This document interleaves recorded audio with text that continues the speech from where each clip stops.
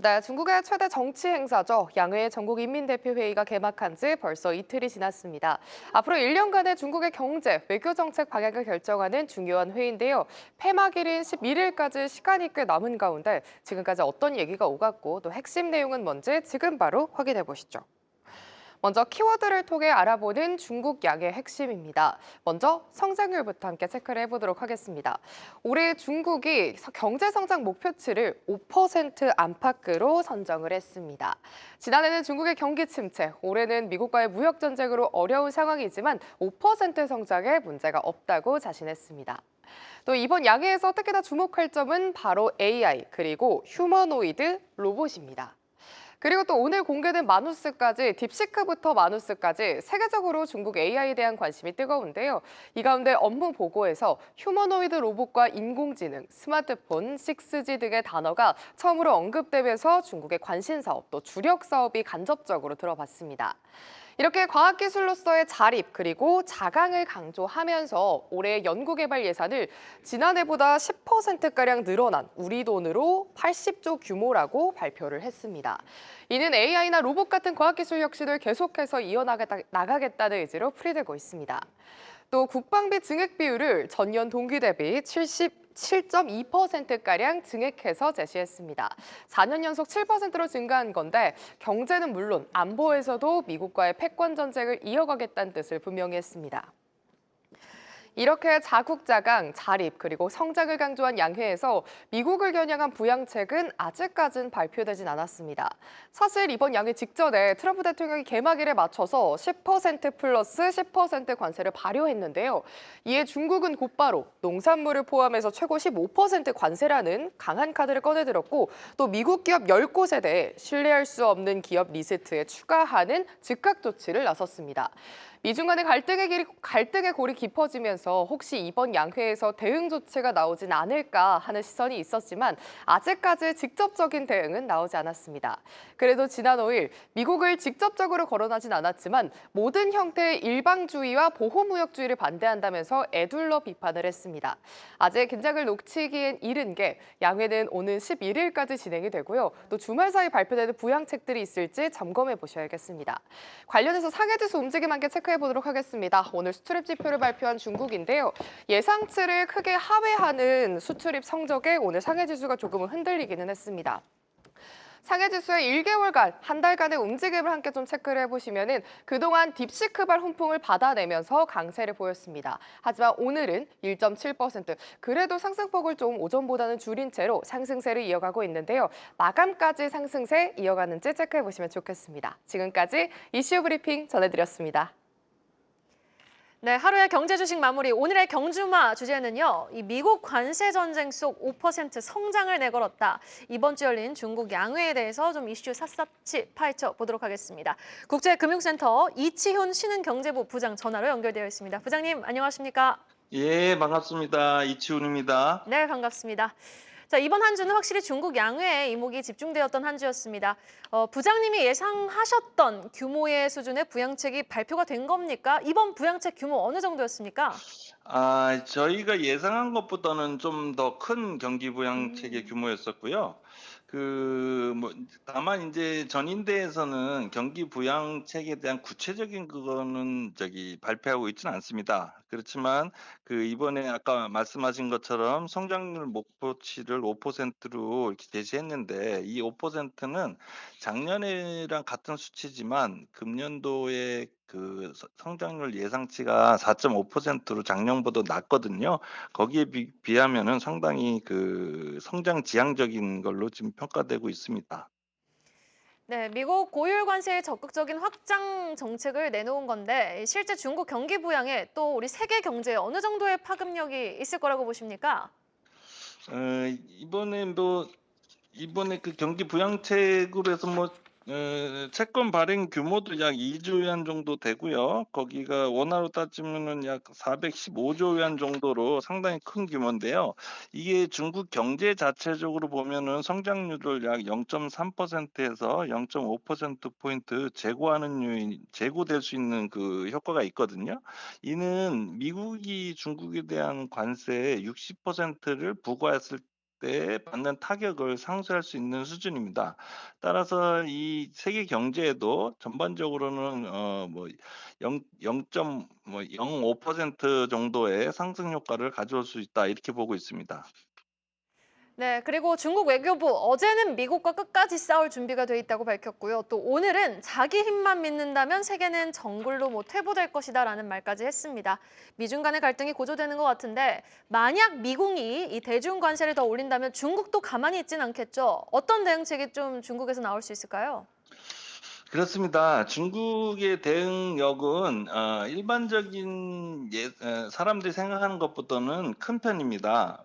두 가지로 크게 나눌 수 있는데요. 하나는 관세 정책이고요. 다른 한에는 비관세 정책을 들 수 있는데 관세 정책의 경우는 중국의 수입 규모가 미국의 수입 규모보다는 작기 때문에 그 효과가 제한적입니다. 따라서 그 자기네가 중국 자체적으로 타격이 적거나 미국에 타격을 줄 수 있는 핀셋적인 어떤 타겟을 정해서 하는 그런 선별적인 관세 정책이 예상이 되고요. 특히 영향이 큰 거는 비관세 정책인데 비관세 정책은 크게 두 가지로 나눌 수 있습니다. 그 미국 기업을 제재하는 방법이 있고요. 다른 하나는 첨단 원자재 수출을 제한하는 방법이 있습니다.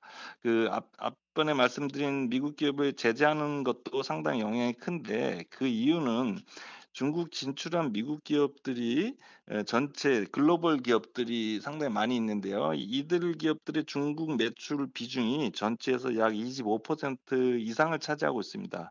따라서 이들 기업에 대한 직간접적인 그 제재 또 비관세 조치를 취할 경우 미국 내에서 그 상당한 그 정치 경제적 불안을 줄 수 있습니다.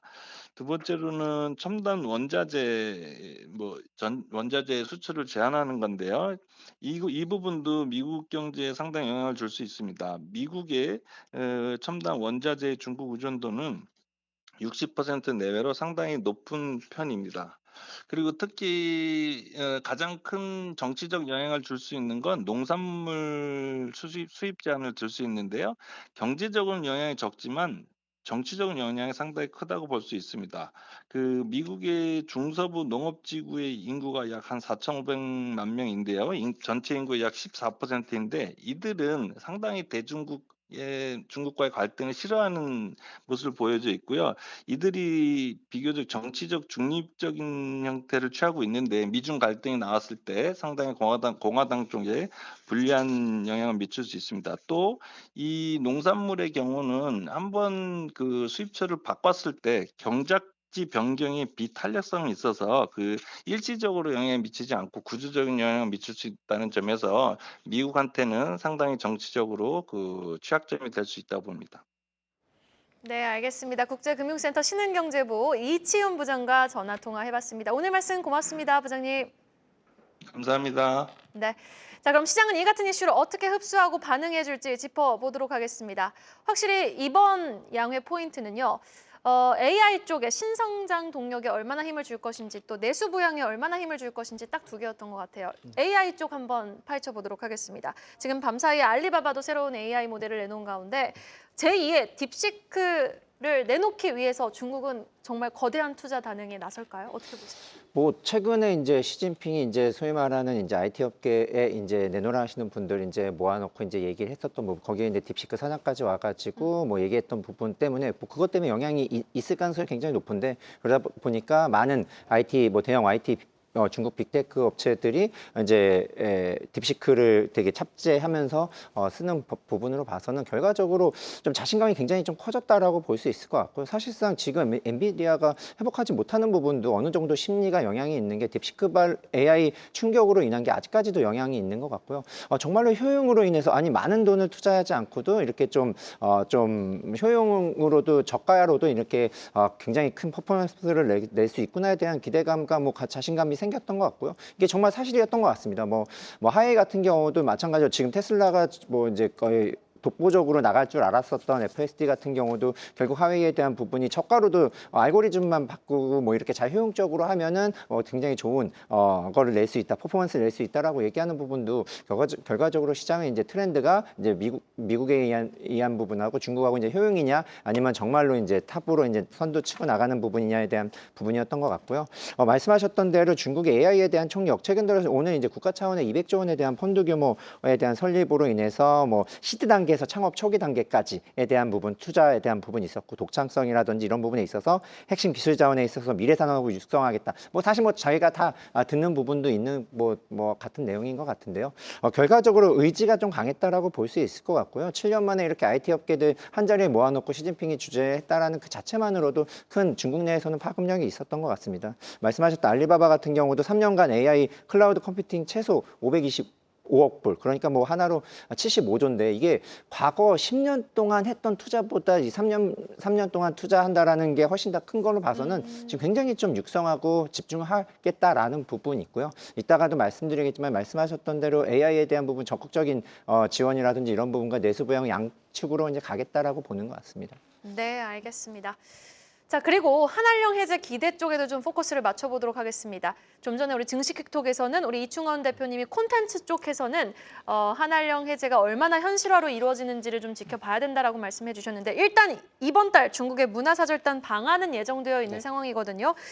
자, 그러면은 군불만 떼던 한알령 해제 기대가 어느 정도는 좀 실체를 갖추고 등장을 해주는 것 같아요. 이번 달 안에 이슈가 있으니까. 진짜로 한알령 수혜 섹터 어느 쪽이라고 보십니까? 사실 앞서 말씀해 주셨던 것처럼 단계별로 기대감이 잘 고조되었었다라고 볼 수 있을 것 같은데 일단 흐름을 살펴보면 당연히 업종은 엔터, 화장품, 여행항공, 게임, 카지노 중에 일단 엔터 쪽이 지금은 시장에서 힘이 가장 강력하다고 봐야 될 것 같고요. 그래서 이게 어떠한 순차별로 단계별로 기대감이 고조됐는지를 보면은 중국이 한국을 무비자 대상에 포함을 했었죠. 그리고 동계 아시안 게임 중에서는 시진핑이 우원식 국회의장을 만나서 문화 교류에 대한 중요성을 강조했고 그리고 나서 양회 이후에 문화사절단은 한국에 파견하겠다라는 얘기는 결국은 순차적으로 뭐 좀 표현하면 빌드업이 되게 잘 됐다라는 얘기인 거죠. 그런 상황에서 이게 아까 철강이랑 되게 비슷한 건데요.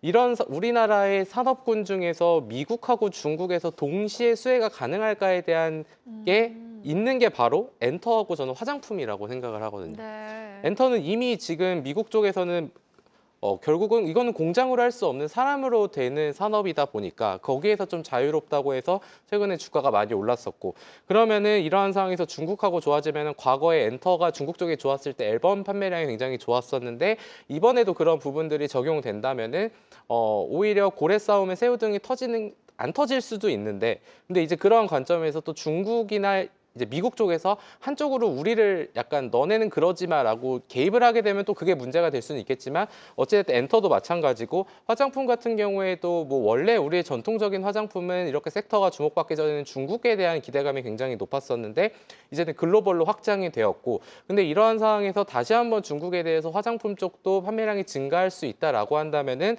마찬가지로 기대감이 고조될 수 있죠. 근데 여행 항공이나 카지노 쪽에서는 사실 그렇게 엄청난 크게 실적으로 연결되는 부분은 좀 작을 것 같고 게임은 전통적으로 우리나라 게임은 미국이 아니라 중국의 판호의 영향을 많이 받았기 때문에 그렇다면 지금 상황에서 어떤 게 수혜를 볼 수 있냐라고 한다면은 공통분모를 뽑자면은 교집합은 엔터하고 화장품 산업이 되지 않을까 이렇게 봐야 될 것 같습니다.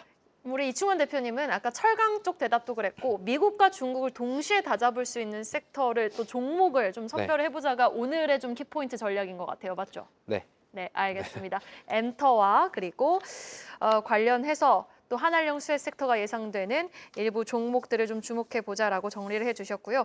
지금 이구환신 정책도 확대가 될 예정입니다. 중화권을 중심으로 스마트폰이라든지 뭐 태블릿 PC 등 수요 회복이 지속될 수 있을지 이목이 쏠리는 가운데 어제장에서 LG 이노텍 급등 나왔거든요. 애플향 이제 중국향 애플 판매량이 회복될 수 있을 거다라는 기대감인데 가능할까요? 이관신에 대한 부분 때문에 정말 효과는 좀 지금 좀 톡톡히 나오고 있지 않나라고 볼 수 있을 것 같고요. 실질적으로 스마트폰이라든지 태블릿 기기가 이제 이게 작년 같은 경우에는 기존에 이제 자동차, 세탁기, 냉장고 등 8종이었다가 이제 올해 이제 스마트폰, 태블릿, 스마트워치라든지 이런 거 해서 12종에 대한 지원을 해주는데 예를 들어 100만 원짜리 휴대폰에서만 15% 보조금을 주는 부분인데 이러한 부분 저는 저 같아도 이번 기회에 사겠다라는 생각하시는 분들 많이 있을 것 같습니다. 그동안 이제 약간 뭐라 그래야지 이제 좀 오래됐는데 이번 기회에 좀 바꾸겠다라는 수요가 좀 많이 핸드폰을. 예. 네. 게다가 그 판매량이 굉장히 많이 늘어서 데이터를 봐도 판매량이 급증하고 있는 모습을 보여주고 있거든요. 이런 부분으로 봤을 때는 결국 효과는 있다라는 부분이고 그렇게 보면은 뭐 결국 지금 뭐 적극적으로 오늘 이제 리창 총리가 얘기했지만은 이제 59조에 대한 특수 이제 이관신을 위해서 이제 뭐 국채를 발행했던 발행하는 부분 이런 부분에 있어서는 정말 적극적으로 추진할 가능성이 높고 그에 따라서 뭐 국내 이제 오늘 화학업체라든지 그동안 이제 좀 많이 늘려 있었던 화학업체에 대한 부분도 이제 상승을 오르는 모습도 보이고 뭐 시장은 좀 변하는 모습인데 이제 뭐 대표님 말씀처럼 정말로 이게 피해가야 될 종목들, 예를 들면 관세에 대해서 노출되어 있는 부분이라든지 아니면 좀 수혜를 받을 기업들, 그러니까 이관신이라든지 이런 것처럼 이제 IT 제품에 대한 부분, 그러니까 작년에 없었던 스마트폰에 대한 지원이라든지 이런 부분이 태블릿이라든지 이런 부분에 이제 한국 IT 업계 이제 밸류체인에 대한 받을 수 있는 효과라든지 이런 부분은 그래도 좀 긍정적인 영향이 좀 뭐 중국향으로 나가는 부품에 있어서는 좀 충분히 긍정적이다라고 볼 수 있을 것 같고요. 저는 생각보다 좀 크게 좀 뭐 수혜를 볼 가능성이 높다라고 보고 있습니다. 사실 이런 이슈로 LG 이노텍이 한 번씩 슈팅은 나오는데 연속성은 참 아쉬운 부분이 있거든요. 그럼 LG 이노텍의 주가의 결도 좀 이번 이관신 정책으로 달라질 수 있을까요? 사실상 이제 너무 안 좋았죠. 사실 사실 주가로 좀 이어져야 되잖아요. 네, 그렇죠. 사실 이제 그런 부분이 있는 것 같아요. 이제 한국 시장에서 보면은 결국 이제 약간 섹터 정도 지금 들어서 이제 조선이다, 방산이다, 그리고 뭐 전력이다라는 이런 부분인데 지금 휴대폰 너무 안 좋았던 지가 너무 오래돼가지고 휴대폰 하면 사실상 메이저들이나 아니면 누가 봐도 이거 휴대폰 이게 약간 고개를 갸우뚱하는 부분이 있는데요. 이번에는 저는 이관신 통해서 그래도 좀 긍정적으로 미칠 영향이 있다라고 보고 그리고 왜냐하면 이제 중국 같은 경우도 지금 뭐 계속 관세에 대한 부분 때문에 트럼프에 대한 관계 때문에 굉장히 이제 좀 날을 세우고 서로 이제 하는 부분이 있지만 결과적으로 줘야 될 건 줘야 되는 부분이 있어서 뭐 네. 크게 막진 않을 것 같습니다. 네, 알겠습니다. 그럼 이충현 대표님께는요, 철강 쪽 질문 이어가 보도록 할게요. 아까 이제 미국에서 수혜가 예상됐던 휴스틸이라든지 세아 제강지주가 신고가를 썼으니 이제는 중국 쪽에서 수혜가 예상되는 중국이 철강 감산 시 수혜가 예상되는 기업 차례로 슈팅이 나와줘야지 진정한 순환매가 이루어지는 거다라고 저는 이해를 네. 했거든요. 그러면 우리가 좀 수혜를 예상해 볼 만한 중국발 기업은 어디가 있어요? 일단은 오늘 NH에서 현대제철에 대해서 네. 중국산 후판 반덤핑 관세부가 중국의 철강 생산 감축 등을 이유로 목표 주가를 기존에 32,000원에서 4만 원으로 상향하면서 주가의 좋은 흐름이 있었고 2030년까지 1억 5톤을 감소할 거고 근데 이게 지난해 9.9억 톤을 생산을 했으니 점진적으로 계속해서 줄여 나간다라는 거죠. 그러면은 트럼프 대통령의 철강 관세가 새로운 변수로 나오는데 사실 저희가 최근에 세아제강지주 그리고 넥스틸 그리고 NI스틸이라는 기업들하고 이제 컨퍼런스 콜을 진행을 했었을 때 사실 최근에 주가 흐름이 좋았던 거는 휴스틸이지만 세아제강지주와 넥스틸도 주가 흐름이 굉장히 좋았거든요. 네. 세아제강지주는 지금 이미 미국 생산 법인이 있고 찰스 3세 영국 국왕이 세아제강지주 현지 법인 세아윈드도 시찰을 왔었다고 했고요. 오, 그래요? 네, 그리고 넥스틸 같은 경우에는 2022년에 넥스틸 사하라는 합작법인을 만들어 놨다라는 거죠. 그럼 이러한 상황에서 저도 궁금한 겁니다. 그러면 진짜 중국이 어떻게 했을 때 어떻게 수혜가 되냐? 사실 저도 지금 회사에 물어보고 싶은데 근데 보통 이러한 부분에 대해서 얘기를 Q&A를 진행을 할 때 보면은 아직 구체적으로 나오지 않았기 때문에 그거에 대한 확실한 답변을 줄 수 없다가 그냥 회사들은 다 그렇게 이제 얘기를 하거든요. 근데 사실 지금도 감산 정책에 대한 되면은 좋아질 거야라는 기대감으로 주가가 오르는 건데 어찌됐든 간에 미국과 관련된 드릴 베이비 드릴로 인해서 주가들이 많이 눌려 있다가 상승을 한 이 시점에서 중국에 관련된 내용이 증시에 호재로 작용할지 악재로 작용할지 지켜봐야겠지만 어찌됐든 철강 감산에 대한 검토는 부정적인 것보다는 긍정적으로 해석을 할 수 있는데 이러한 부분들이 계속해서 긍정적으로 이어져 갈 수 있을지에 대한 부분은 계속해서 체크가 필요하다라고 봐야 될 것 같습니다. 네, 알겠습니다. 과연 진짜 철강 감산에 나설 경우에 어떤 기업들이 또 국내 증시에서 바로 좀 반응을 보일지 한번 지켜보도록 하겠습니다. 자, 월요일장 전략도 좀 꼼꼼하게 세워보도록 하겠습니다. 일단 난이도가 좀 어려워진 시장인 것 같은데 주말 사이에 이제 뭐 미국 고용 지표도 발표가 될 거고 다음 주에는 미국의 물가 지표 발표도 예정이 되어 있습니다. 우리 지점장님, 다음 주 전략, 다음 거래일 전략 어떻게 가져갈까요? 사실상 지금 올 초만 해도 굉장히 기대감이 굉장히 높았다가 네. 사실상 요 근래를 보면은 정말 또 어려워지는 게 아닌가에 대한 우려감이 굉장히 큰데 뭐 최근 들어 뭐 관세에 대한 부분 엄청나게 매일 하루가 다르게 이제 나오고 있고 결국 이제 뭐 4월까지 이제 연장을 했었던 부분이 있지만 그럼에도 시장은 불안감이 계속 지속되고 있고 말씀하셨던 고용 보고서에 대한 경계감을 가지고 있는 상황인 것 같습니다. 뭐 그 결과적으로 봐야 될 거는 그냥 그 전에 이제 수혜받을 것들 보면 이제 조선 방산이라든지 아니면 이제 바이오에 대한 부분, 요즘에 이제 금리에 대한 부분도 이제 급등락을 하다 보니까 그에 따라서 바이오도 되게 올랐다 빠졌다 하는 부분이 이제 지속되고 있는 부분도 있는데요. 뭐 최근 들어서 이제 전력 부분이 굉장히 하락하고 있는 부분이라든지 제가 봤을 때는 여기 이런 최근 들어서 주도주라고 할 수 있는 쪽에서 주가가 많이 빠져 있는 쪽으로에 대한 순환매가 이뤄갈 가능성이 굉장히 높다라고 봐서 저는 전력이라든지 많이 빠져 있는 이거 오늘 이제 크게 하락했던 이제 바이오라든지 이런 부분이면 다음 주에는 좀 반등에 대한 실마리를 가져가지 않나라고 이제 생각을 하고 있고요. 결과적으로 지수는 여기서 치고 올라가기엔 좀 부담스러운 수준인 것 같고 오히려 지금 어떻게 보면 트럼프가 지금 뭐 주가 빠지는 거에 대해서 전혀 신경 안 쓰는 거 봐서는 오히려 빠지는 거를 원하는 게 아니냐, 뭐 금리에 대한 하락을 원하는 게 아니냐에 대한 기대, 뭐 이런 얘기도 있는 거 봐서는 다음 주에는 좀 그래도 지수는 좀 불안하되 좀 많이 빠져 있는 그동안 올랐던 섹터 쪽으로 접근을 하자라고 이제 말씀드리겠습니다. 네, 오늘 뭐 LS 일렉트릭, 알테오젠 크게 많이 빠졌거든요. 그 기존 주도주들의 수급 공백이 또 다음 주 메꿔질 수 있을지 한번 지켜보도록 하겠습니다.